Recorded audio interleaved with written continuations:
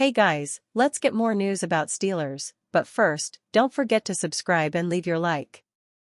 BTSC Film Room. What are the Steelers getting in new receiver DK Metcalf? The NFL world is buzzing with the opening of the negotiating period, the two-day lead-in before players and teams can officially put pen to paper. For Steelers fans, Monday mostly passed with a whimper as more players signed big contracts to become former Steelers than joined the team.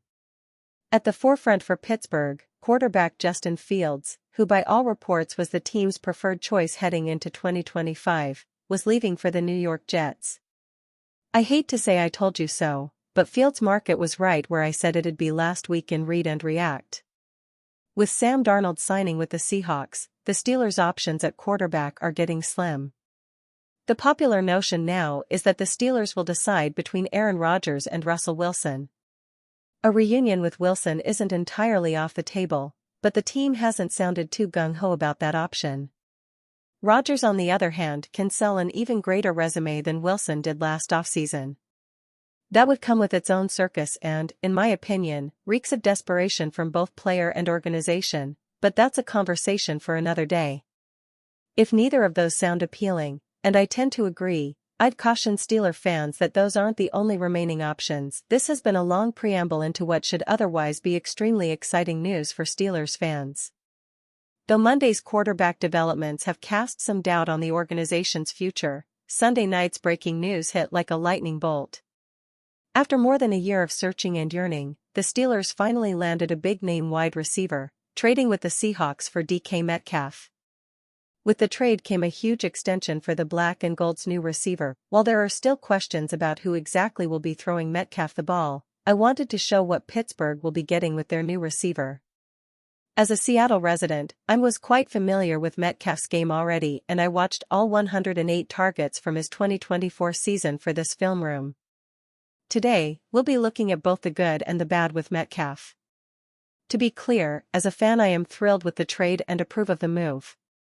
But as we review some film, we're still going to highlight some weaknesses along with his strengths in an effort to better understand Pittsburgh's new receiver.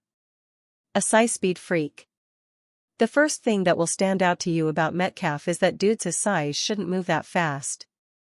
Coming into the league, Metcalf looked like a created character in a Madden game.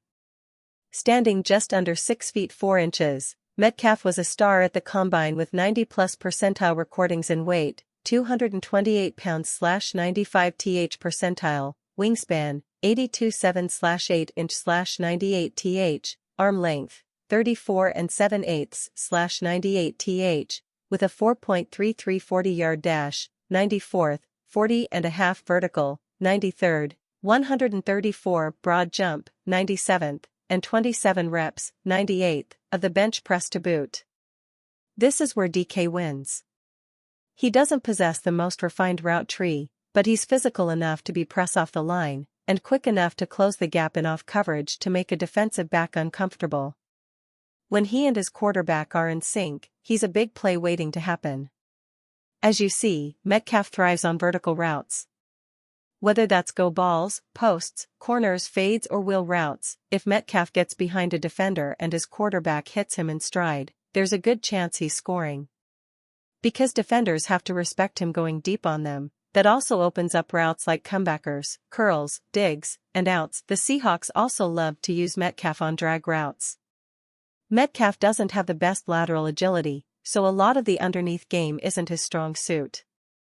But if you can keep the quarterback protected long enough for him to build up a head of steam, Metcalf can turn a drag route into a big gain. Metcalf can also provide a big target if the Steelers and offensive coordinator continue to run a lot of curls and hitches, and he's not afraid to go over the middle of the field. When he's at his best, Metcalf finds the soft spot in the defense and uses his big frame to shield defenders from the ball. Metcalf's large frame will also make him a welcome addition to the Steelers' rushing attack. DK is the type of player he seems to seek out contact, so naturally he likes to bully defensive back in the running game when he can. 2 years ago, he was giving Joey Porter Jr. fits. My favorite play in the reel below is the second one. In it, Metcalf starts to block one defender, but when a teammate arrives for the double team, DK decides to seek out more work and finds Joey Porter Jr. again. The Kenneth Walker rush ended up going to the opposite side of the field, but you love the enthusiasm from Metcalf. Overall, it's easy to see the explosiveness and potential Metcalf brings to the Steelers' offense. A player with the blend of his size and speed should fit in perfectly with Arthur Smith's offense, especially once they find a quarterback. But I think it'd be a disservice to Steelers fans to present Metcalf as some Adonis with no flaws to his game.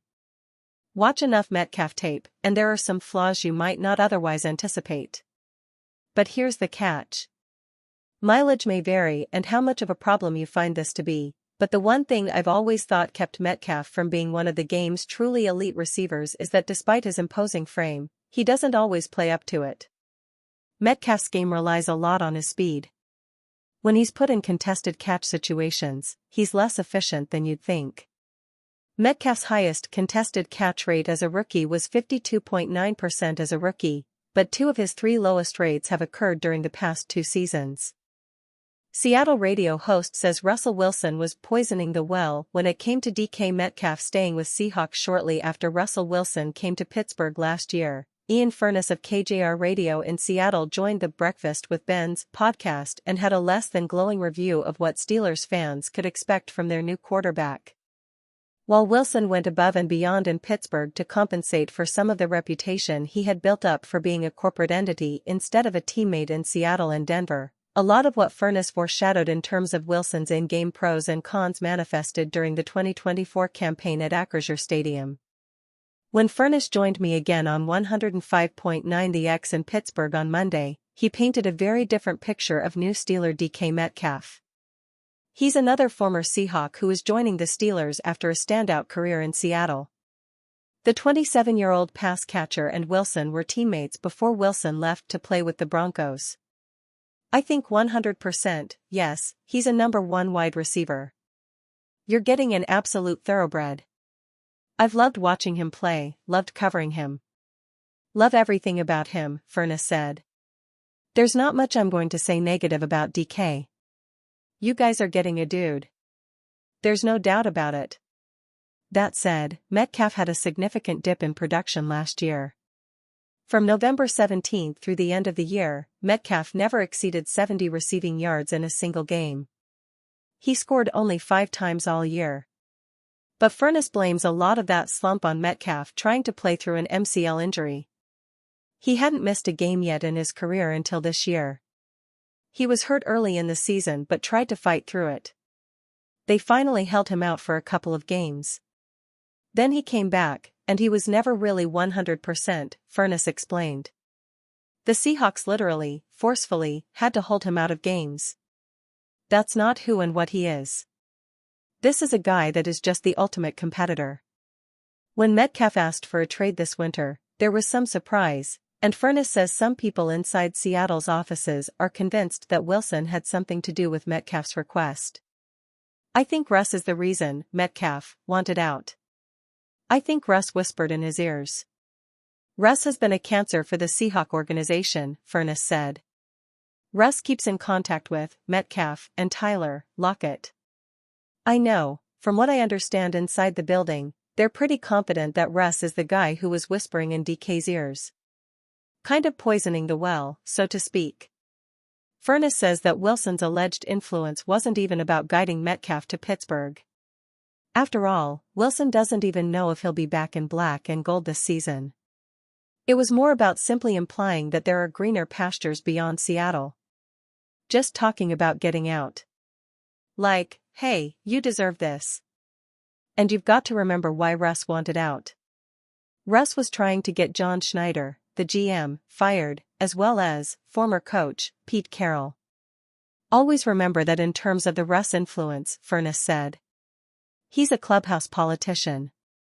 He wasn't trying to get Metcalf in Pittsburgh, thinking he was going to be in Pittsburgh. He's like, yeah, man, you should get paid. Florio, Aaron Rodgers wants to play for Steelers, makes semi-educated guess of $90 million contract. If quarterback Aaron Rodgers gets the ideal place to end his NFL career, it'll be with the Pittsburgh Steelers. That's how Pro Football Talk's Mike Florio understands the situation, reporting Monday night that Rodgers wants to join Mike Tomlin in Pittsburgh. Here's my understanding of what's going on, Florio said in a video for the NFL on NBC YouTube channel. He wants to play for the Steelers. He probably will end up in Pittsburgh. In an article on the same topic, Florio notes a deal between Pittsburgh and Rodgers could occur by Tuesday. It officially can't be completed until Wednesday when the Jets officially release him, allowing them to designate Rodgers as a post-June 1st cut for salary cap purposes. Our latest videos, though under contract, outside teams like the Steelers are permitted to speak with Rodgers and his agency because the Jets have publicly declared they will release him. Pittsburgh isn't running afoul of tampering. Rumors over Rodgers and the Steelers ramped up early Monday morning with ESPN's Adam Schefter reporting he was in serious consideration for Pittsburgh. That made more sense as the first day of legal tampering progressed. Justin Fields left to sign with the New York Jets. Sam Darnold agreed to a deal with the Minnesota Vikings. It gives Pittsburgh few options left, and ostensibly, the team isn't interested in re-signing Russell Wilson despite publicly stating a desire to bring back one of their own. Though an admitted, semi-educated guess, Florio floats the idea that Rodgers will sign a 2-year deal worth $90 million, $40 million of it guaranteed. Florio notes the New York Giants remain in the mix and could win Rodgers over with a big contract offer. Structure of a deal is one reason why Fields left for the Jets after Pittsburgh reportedly didn't offer guaranteed money past the first year in their offer. The Giants could still snatch him by making the kind of financial offer that isn't in the same ballpark as where the Steelers are now, Florio said of Rodgers' outlook. Still, Rodgers has made nearly $400 million in his NFL career and doesn't need to chase every dollar. Pittsburgh gives him more stability, a better chance to win, stronger supporting cast, and a less media-crazed market, even if the national media will follow every move he makes. Finally, Florio believes Rodgers is considering playing for 2 more seasons, and Pittsburgh gives him a greater chance of doing that than in New York. If the Steelers wanted Russell Wilson back, he'd be re-signed. The fact he hasn't means Pittsburgh wants to turn to someone else. And that someone else, essentially the only viable name left, is Aaron Rodgers. And are you a fan? What do you think of the Aaron Rodgers situation? Leave your opinion in the comments.